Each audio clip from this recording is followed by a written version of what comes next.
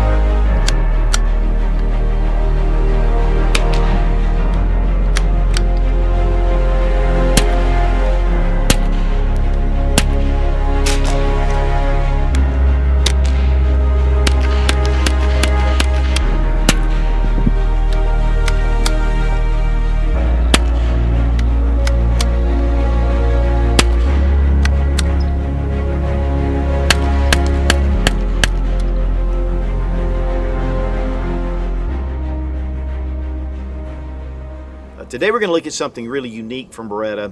This was made in the 1950s. It's called the Beretta Olympia. These were used as trainers for the Italian military back in the 1950s, and it is a very unique design because it is a semi-automatic, but it's also a bolt action. Very similar to one of the rifles that Walther made years ago. It shoots, of course, the .22 long rifle, and it's just a very beautiful design, a lot of unique features. J&G Sales is offering these right now. They are surplus. There was a small lot of these that came in. And it's a very unique piece of history, a lot of fun, and very accurate. One of the things I love about this rifle is it's old school. I mean, you don't see the beautiful wood, the blued finish. Even though it is a kind of a matte finish, it's still that old traditional look to it. Being .22, it's really easy and soft to shoot. And there's a number of things about this rifle, though, again, like I've spoken about, that are unique. First thing we're going to do is remove the magazine. There's a little checkered button, and then you just pull out the 5-round. They do, again, make a 10-round magazine as well. Then we pull up, lift it back, and you can see that the rifle is unloaded. There's a couple of things about this area right here, though, that is probably the most interesting. First off, if you lock it down, you have bolt action. So every time you fire, it just locks the bolt into place. Then you lift it up, bring it back, and it actually just slams forward. And then you shoot again. For semi-automatic, just raise up the bolt, and then it continues to fire each time, just like a standard semi-automatic rifle. Now, one thing, if you want to hold the bolt back, you see this notch right here. Just bring it, lock it in, and you've got a bolt hold open.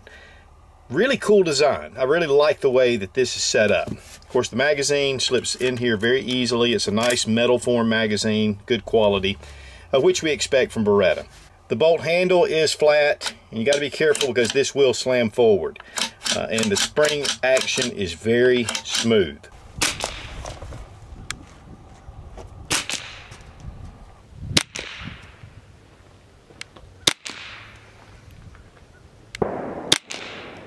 There are mounts for scope rings. The only issue is that these are European cut and they're very difficult to find here in the United States.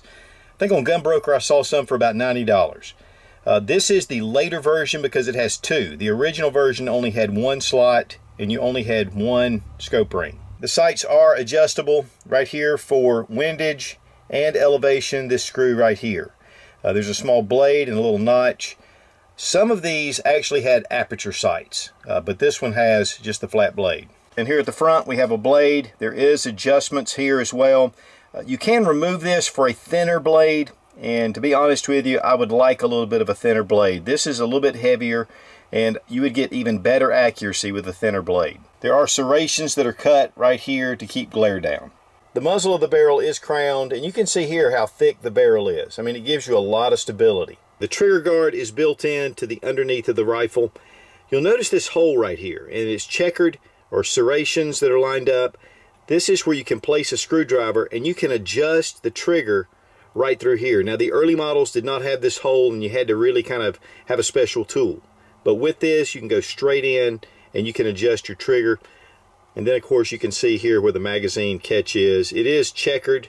I mean, it's just that old school, beautiful design. Also, you have your safety right here, which is just your standard cross bolt safety. Now, there's a plate built into the fore end of the gun.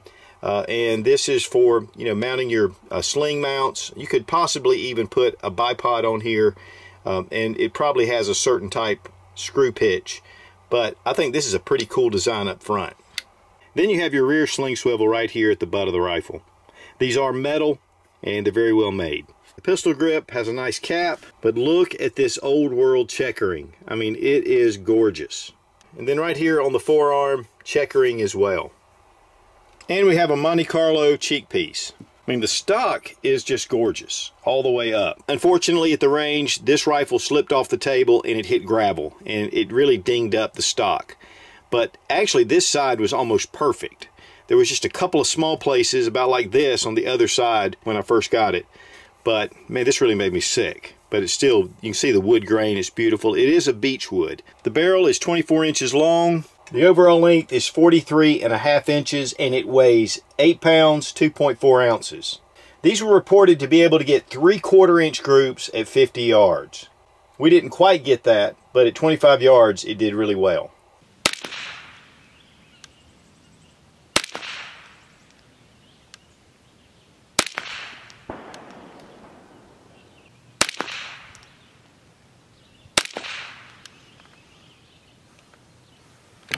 Of course, being 22 long rifle, the recoil is about nothing. I mean, and especially with this little bit of a bull barrel.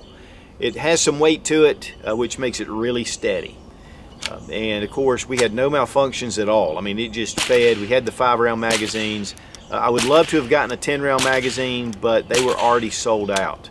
Of course, you know, that means that you got to load it every time, which, you know, takes a little bit of, you know, little time. But it really slows things down. I kind of like that with 22. The low report, the accuracy on this rifle was just excellent. So now if you're used to shooting with that semi-automatic, firing it, for the bolt action, when you're bringing the bolt back, you have to consciously bring it down.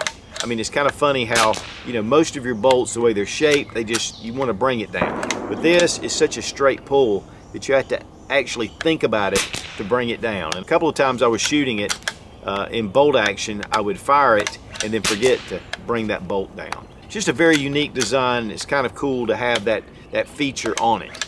And you know, I love firearms. I love innovation like this. It just makes it really nice. And you know, there are a lot of applications where just getting that extra, you know, velocity can make a difference, whether it's accuracy or whether it's just getting a little more power behind that projectile. Now we're going to check the velocity between semi-automatic and bolt action. We're going to see what kind of increase in velocity we get with the bolt action. I've got some different type ammo here, and we're just going to check to see, you know, what kind of feet per second we're getting. We have some CCI Select 22s, green tag, a couple of regular Federal, and these are the targets. And then we have some Eli. This is some pretty accurate stuff.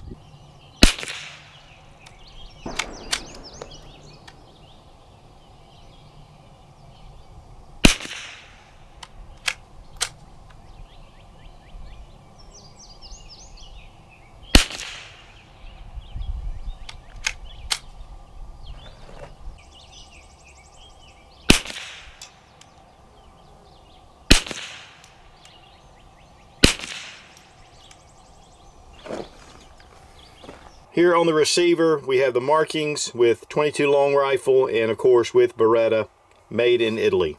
And then your serial number is right here on the outside of the chamber. The import markings are nicely done. PW Arms, Redmond, Washington, and then Model Olympia. Now I want to thank J&G Sales for sending the Beretta Olympia for this test and evaluation. These run $399 on the J&G Sales website. One thing they're offering is if you use Olympia 40 in the coupon, you get 40 bucks off. This is a great iconic piece, very different with the bolt action, single action, and just a lot of quality in these. Again, guys, these are imported in small lots, and you know, if you're really looking for something unique and you want something with 22, this is an excellent choice. Be strong, be of good courage. God bless America. Long live the Republic.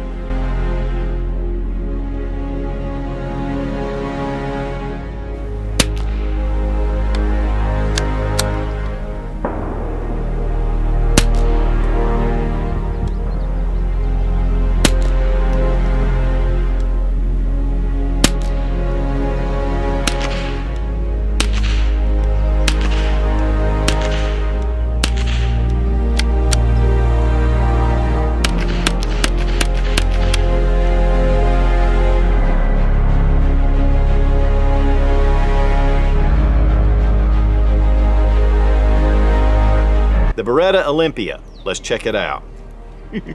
And here at the rear of the stock, you have your other swing swivel. Okay. Swing swivel.